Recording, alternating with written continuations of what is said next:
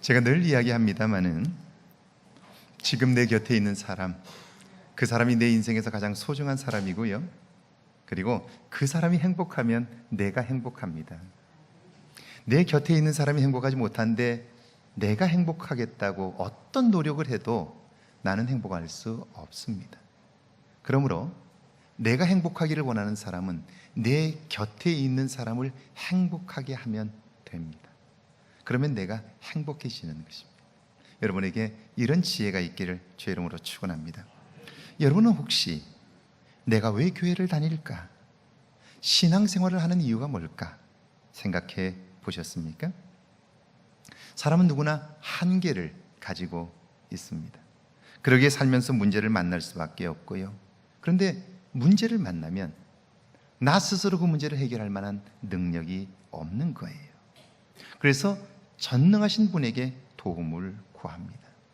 이것이 우리가 교회를 다니고 신앙생활을 하는 동기입니다. 이때 하나님에 대한 믿음의 크기가 정말 중요한데요.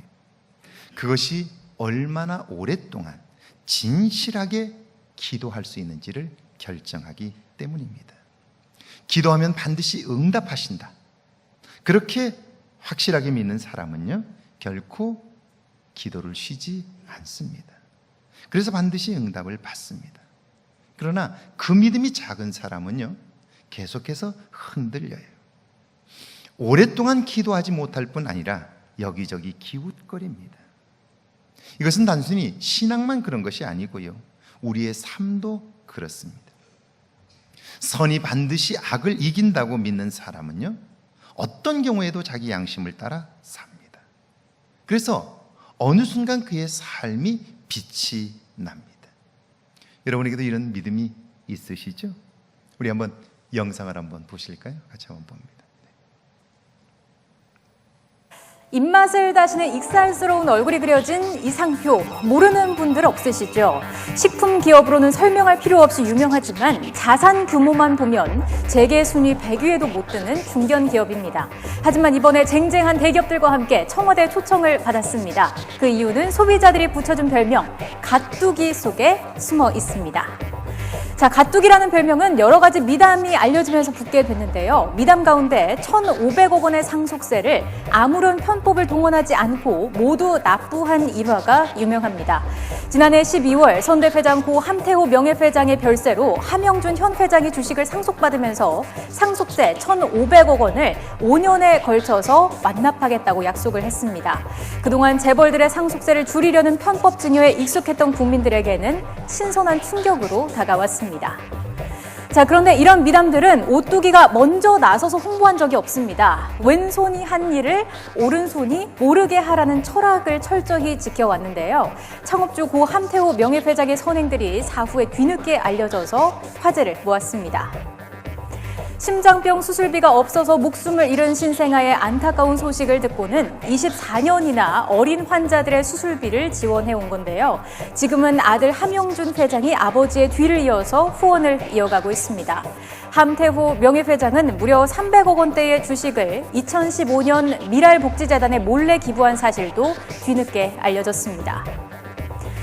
자, 비정규직의 정규직화 역시 오뚜기는 오래전부터 실천하고 있었습니다. 지난 3월 말 기준 전체 직원 3,099명 중에 기간제 근로자는 단 36명으로 정규직 비율이 거의 100%에 육박했습니다.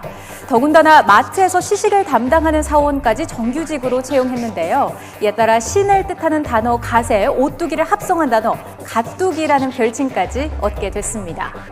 자, 오뚜기의 선행이 널리 알려지며 누리꾼들도 높은 관심을 보이고 있는데요. 함께 보시죠. 이제부터 마트 가면 오뚜기 제품으로 사야겠다. 오뚜기, 이런 회사야말로 진짜 기업이다 라면서 모범적인 활동을 보인 오뚜기를 칭찬하는 댓글이 많았고요. 또 다른 기업들 오뚜기 보고 느끼는 거 없나 라면서 편법을 일삼는 기업에 일침을 날리는 댓글도 눈길을 끌었습니다. 청와대의 파격적인 초청에 주가가 급등하고 있는 오뚜기. 편법은 철저히 외면하고 선행은 남몰래 꾸준히 이어온 결과가 결국 빛을 발한 게 아닐까요? 상속세 1,500억은요, 지금까지 재벌들이 자녀들에게 주식이나 재산을 물려주면서 낸 것들 중에서 역대 2위입니다. 삼성이나 현대와 같은 재벌들이 자녀들에게 적게 물려주어서 상속세가 적었을까요? 그렇지 않아요. 편법을 쓴 거예요. 다들 그렇게 살아가고 있습니다. 그런데 오뚜기 회장은 법대로 모두 상속세를 냈습니다. 양심을 지킨 거죠. 게다가 기업하는 사람은요, 이윤을 많이 내는 것이 목적입니다. 그러려면 지출은 줄이고 수입은 늘려야 합니다. 기업으로서 비용 절감을 위해 가장 쉽게 할 수 있는 일들이 비정규직을 쓰는 것입니다. 그런데 오뚜기 함태호 전 회장은 사람을 비정규직으로 쓰지 말라, 그렇게 하면 안 된다라고 말합니다. 실제로 식품회사이기 때문에 마트에 나가 시식코너에서 일하는 직원들, 다른 회사들은 모두 다 비정규직으로 쓰고 있습니다. 그런데 오뚜기는 1,800명이나 되는 그분들을 모두 정직원으로 채용을 했습니다. 사람을 사람으로 대접하는 것입니다. 그뿐 아니라 오뚜기 회장님은요, 1992년부터 꾸준히 선천성 심장병 어린이들을 수술할 수 있도록 도왔습니다. 그분의 도움으로 4,242명이 새 생명을 얻었습니다. 돌아가시기 전 해에는 300억 원이 넘는 주식을 장애인 기관인 미랄복지재단에 기부를 했습니다. 대부분의 기업들이 생색내기로 그런 일들을 합니다. 그런데 함 회장은 아닙니다. 아무에게도 말하지 않았는데요, 평소에 그분은 왼손이 하는 일을 오른손이 모르게 하라, 성경 구절이지요. 그 말씀을 그대로 실천하며 산 거예요. 평생 말없이 가난하고 소외된 사람들을 섬긴 것입니다. 배려하는 삶을 산 것이죠. 여러분, 그런다고 해서 누가 알아주는 것도 아닙니다. 오히려 잘난 척한다고 눈총을 받고요, 배척을 당합니다. 그럼에도 그 일을 끝까지 할 수 있는 힘, 아름다운 모습과 인격, 여러분 어디서 온 것일까요? 작년 오뚜기 함태호 명예회장님이 돌아가셨을 때 이북에서 피난 와서 평생을 함께 지냈던, 가까이 지냈던 김동길 박사님이 칼럼을 쓰셨어요. 그 중에 이런 대목이 나옵니다. 여러 해 전 식품업계 우지 사건이 터졌을 때 그도 중상모략에 걸려 구속된 일이 있습니다. 그때 나는 일간지 칼럼에 세상 사람들을 다 의심해도 함태호는 의심하지 말라고 썼습니다. 그러면서 그 글을 이렇게 마쳤어요. 함태호는 예수 그리스도의 복음이 만든 최상의 작품임을 나는 의심하지 않습니다. 다른 사람들이 다 뭐라고 그래도 그 사람은 의심하지 말라고 확신 있게 이야기할 수 있는 삶을 산 거예요. 그뿐 아니라 그는 자기 삶으로 예수 그리스도가 지금도 살아계시다는 사실을 증거한 거예요. 말씀대로 사는 자를 축복하시는 하나님을 증거할 수 있었다 하는 것입니다. 우리는 지난 주간에 이 세상을 살면서 견디는 힘을 길러야 하는 이유를 배웠습니다. 누가복음 22장 46절인데 우리 한번 같이 읽어볼까요? 46절 말씀입니다. 함께 읽습니다. 이르시되 어찌하여 자느냐, 시험에 들지 않게 일어나 기도하라 하시니라. 예수님은 우리에게 시험에 들지 않게 기도하라, 그렇게 말씀하고 있는데요, 이 말은 사단이 활동하고 있고 그 사단이 나를 공격하고 있다는 사실을 잊지 말라는 것입니다. 그렇다면 우리가 어떻게 사단의 공격에서 벗어날 수 있을까요? 사단과의 싸움에서 승리할 수 있을까요? 예수님의 대답입니다. 시험에 들지 않게 일어나 기도하라. 그냥 기도하라는 것이 아닙니다. 일어나, 이 말은요, 하던 걸 멈추고 일어서라는 거예요. 욕심을 따라 살던 삶을 멈추라는 거예요. 내 판단과 습관을 따라 살던 삶에서 돌이키라는 거예요. 이것은 결코 쉽지 않습니다.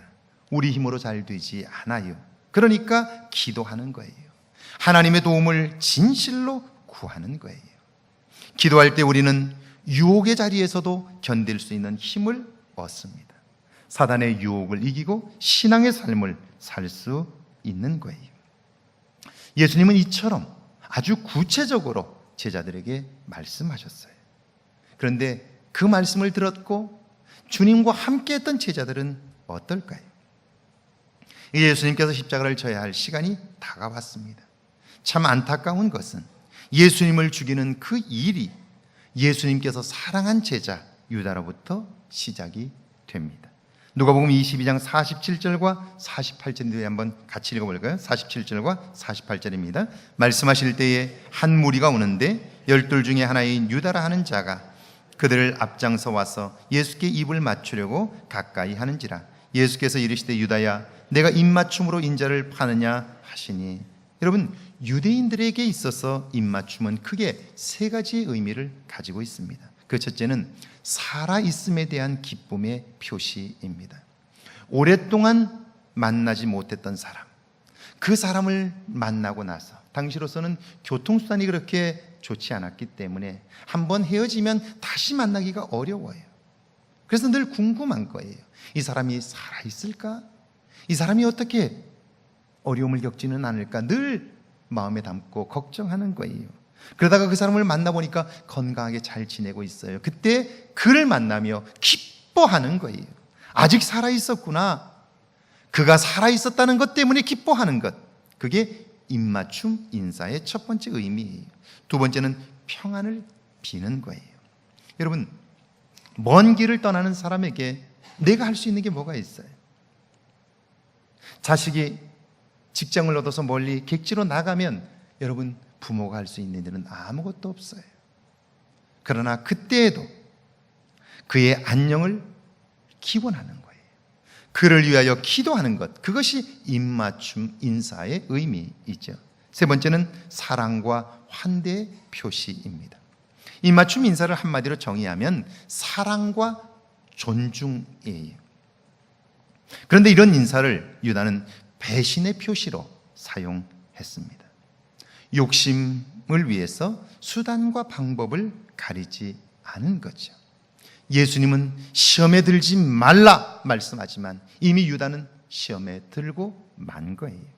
남은 제자들은 어떻습니까? 49절과 50절이죠. 같이 한번 읽어볼까요? 시작. 그의 주위 사람들이 그 된 일을 보고 여짜오되 주여 우리가 칼로 치리까 하고 그 중에 한 사람이 대제사장의 종을 쳐 그 오른쪽 귀를 떨어뜨린지라. 주여 우리가 칼로 치리까? 이 말은 힘으로 문제를 해결하겠다는 거예요. 실제로 제자 중에 한 사람이 칼을 사용했는데요, 요한복음을 보면 그는 베드로입니다. 베드로는 원래 예수님을 만나기 전부터 열혈당원이었습니다. 총과 칼을 사용해서라도, 무력을 사용해서라도 빼앗긴 조국을 되찾자는 거예요. 그런 그가 예수님을 만나 3년을 따르고 배웠는데요, 그런데 오늘 보니까 그의 생각은 조금도 달라지지 않았어요. 삶의 태도가 조금도 바뀌지 않은 거예요. 베드로뿐 아니라 제자들 모두 그렇습니다. 그러니까 베드로 역시 시험에 들고 말았던 거예요. 이런 그들에게 예수님이 말씀합니다. 누가복음 22장 51절인데요. 같이 한번 읽어볼까요? 51절 말씀 시작. 예수께서 일러 이르시되 이것까지 참으라 하시고 그 귀를 만져 낫게 하시더라. 이것까지 참으라, 이 말은 허락하라, 그런 말입니다. 유다의 배반도 허락하고 예수님을 불법으로 체포하는 것도 용납하라는 거예요. 여러분, 이해가 되십니까? 잘못한 게 없는데 왜 우리가 당해야 합니까? 억울하잖아요. 그래서 견디기 힘든 거예요. 그런데 예수님은 허락하라는 거예요. 용납하라는 거예요. 왜 예수님은 우리가 도저히 받아들일 수 없는 말씀을 하시는 걸까요? 마태복음 26장에 보면 예수님께서 그 이유를 이렇게 말씀하십니다. 너는 내가 내 아버지께 구하여 지금 12군단 더 되는 천사를 보내시게 할 수 없는 줄로 아느냐? 내가 만일 그렇게 하면 이런 일이 있으리라 한 성경이 어떻게 이루어지겠느냐? 그렇게 말씀하셔요. 억울해도, 분통이 터져도 우리가 참고 견뎌야 하는 이유가 있어요. 그것은 도저히 이해할 수 없는, 용납할 수 없는 그 일 속에도 하나님의 계획과 뜻이 있기 때문이에요. 우리는 그때 잘 모르지만, 우리는 알지 못하지만 우리가 받아들일 수 없는 억울하고 분통 터지는 사건 속에도 하나님의 뜻이, 하나님의 계획이 있을 수 있기 때문입니다. 여러분 생각해 보세요. 요셉이 형제들 앞에서 잘난 척했다고 그것이 형제들에게 죽임을 당할 만한 일입니까? 내가 아무리 잘못했다고 해도 형제를 노예로 팔아버리는 것을 어떻게 용납할 수 있습니까? 비록 노예로 살고 있지만 최선을 다했어요. 충성했어요. 그런데 내게 돌아온 대가가 무엇입니까? 누명입니다. 옥살이에요. 여러분이 이런 억울한 일을 당했다면 어떻게 하셨을까요? 나 스스로 똑똑하다고 생각하는 사람은 이때 못 견디는 거예요. 내 판단이 앞서는 사람은요, 결코 하나님의 일을 생각지 못해요. 그래서 자기 스스로 무너지고 마는 거예요. 만약 요셉이 그걸 용납하지 못했다면, 그래서 불의한 세상을 향해서 자신을 이렇게 만든 대상을 향해서 복수의 칼을 뽑았다면 하나님의 계획은 어떻게 되었을까요? 한동대 총장을 지낸 김영길 박사가 쓴 신드로피의 드라마라는 책이 있습니다. 그 책에 나오는 이야기입니다. 그분은 원래 신앙이 없던 분이었어요. 그런데 부인을 만나 결혼하게 되면서 그분은 교회에 나오게 되었고요. 그리고 신앙생활을 하기 시작하면서 예수님을 인격적으로 만나게 돼요. 과학자로서 도저히 믿어지지 않던 성경 말씀, 어떻게 물이 포도주가 돼? 어떻게 문둥병이 말 한마디로 나올 수가 있어? 어떻게 죽은 자가 살 수 있어? 과학자로서 그는 도저히 받아들일 수 없었어요. 그런데 어느 날 이 우주가, 이 세상이 질서 있게 움직이고 있는 사실들을 보게 되면서 이것은 누군가가 계획적으로 움직이지 않으면 도저히 불가능한 일이다 라고 하는 판단을 내리게 되면서 그는 이 세상을 창조하신 분이 하나님임을 믿게 됐고요. 그리고 인간이 겪고 있는 내면의 문제들, 우리 스스로는 그 문제를 해결할 수 없다는 사실을 인정하게 돼요. 그러면서 그는 예수님을 인격적으로 믿게 되었어요. 그런데 그는 예수님을 인격적으로 믿고 난 이후에 그의 인생은 세상적으로 보면 추락해요. 카이스트 교수로 안정적이고 유명세를 얻고 있었어요. 그런 그에게 신생대학인 한동대 총장으로 와달라고 그래요. 말이 총장이지 아무것도 없어요.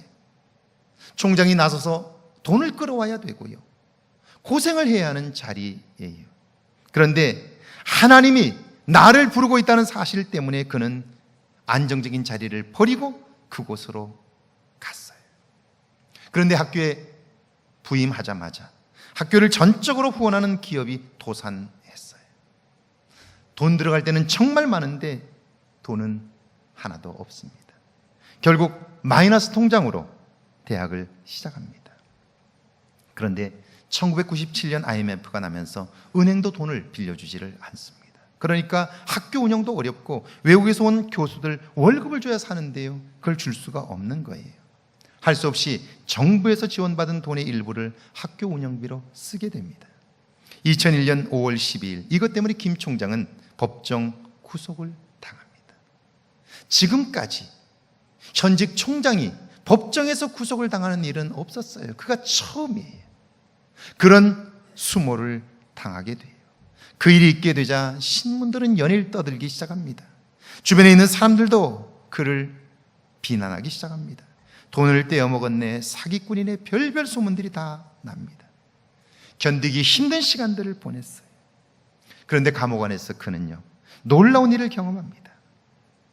그 안에서 그가 전도를 하는데요, 도저히 변할 것 같지 않은 사람들이 그가 복음을 전하자 통곡하며 회개합니다. 새 삶을 살겠다고 다짐하고요, 새로운 사람으로 거듭나는 거예요. 김 총장의 구속 소식을 듣고 학생과 교수 1,800명이 면회를 왔어요. 그런데 그들이 보여준 모습이 그 안에 있는 교도관들을 감동시켜요. 교도관들 중에 대부분의 사람들이 이렇게 말합니다. 그렇게 많은 학생들이 면회를 왔는데 소란이 전혀 없었습니다. 그들은 교도소 밖에서 조용히 기도하고 찬송하다 돌아갔습니다.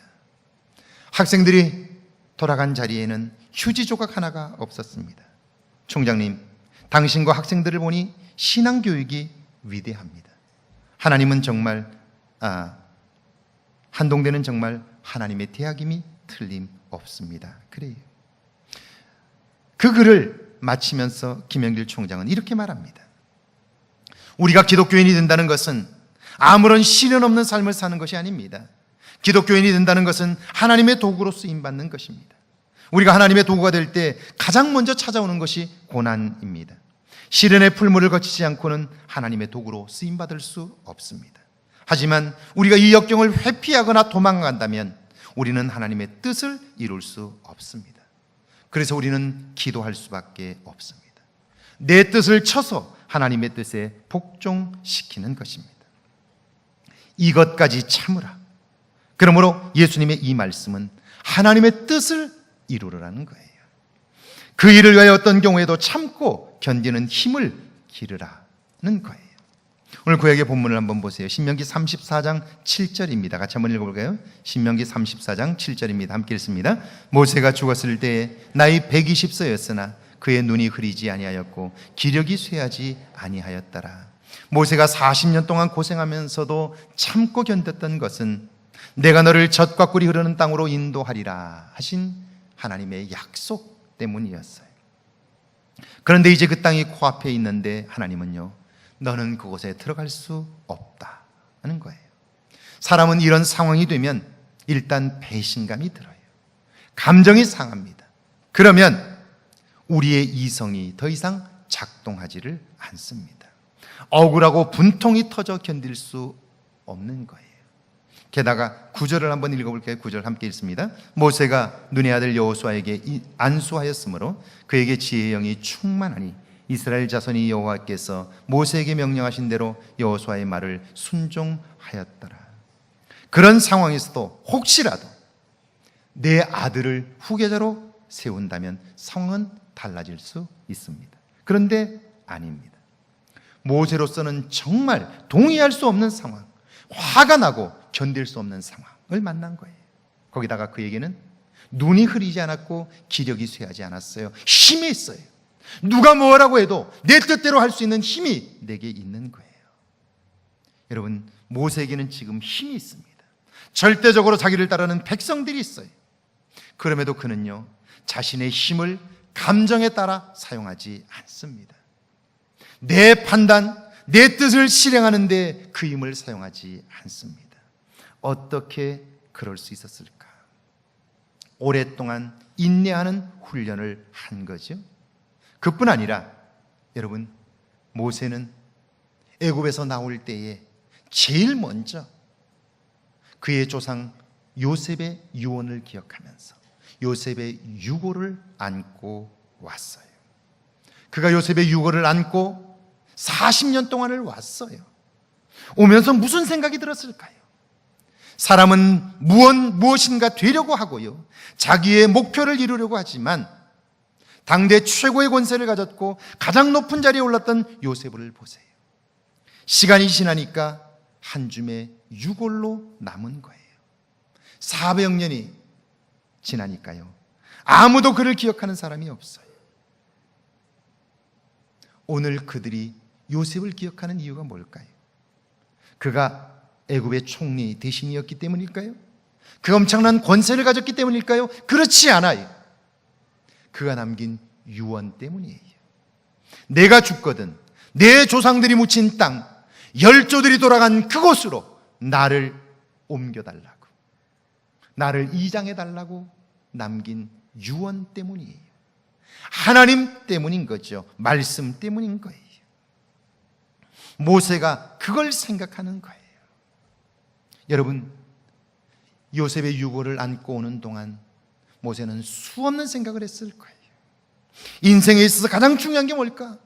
사람들은 명예를 얻고자 하고 사람들은 출세하고자 하는데 그것보다 더 소중한 게 뭘까? 그 질문을 가질 때마다 요셉의 유골이 그에게 대답해 주는 거예요. 그게 뭡니까? 하나님의 뜻을 이루는 거예요. 하나님이 기억하시는 사람이 되는 거예요. 그래서 모세는요, 자신의 감정과 판단을 포기했어요. 내 뜻이 아니라 하나님의 뜻을 이루기를 원했던 거죠. 내 생각이 아니라 하나님의 판단을 따라 살기로 작정한 거죠. 그랬더니 어때요? 10절에 하나님이 말씀합니다. 그 후에는 이스라엘의 모세와 같은 선지자가 일어나지 못하였나니 모세는 여호와께서 대면하여 아시던 자였다 하는 거예요. 하나님이 그의 인생을 판단하셔요. 지금까지 모세와 같은 자가 없었다. 그리고 그는 나와 늘 대면하며 지낸 사람이었다. 하나님이 그렇게 판단하신 거예요. 사랑하는 여러분, 어떤 경우에도 하나님의 뜻을 이루십시오. 그 일을 위하여 어떤 경우에도 참고 견디는 힘을 기르십시오. 시험에 들지 않게 일어나 기도하라. 이것이 어려운 시기를 사는 오늘 우리에게 주시는 주님의 말씀입니다. 우리 찬양하고 기도합니다.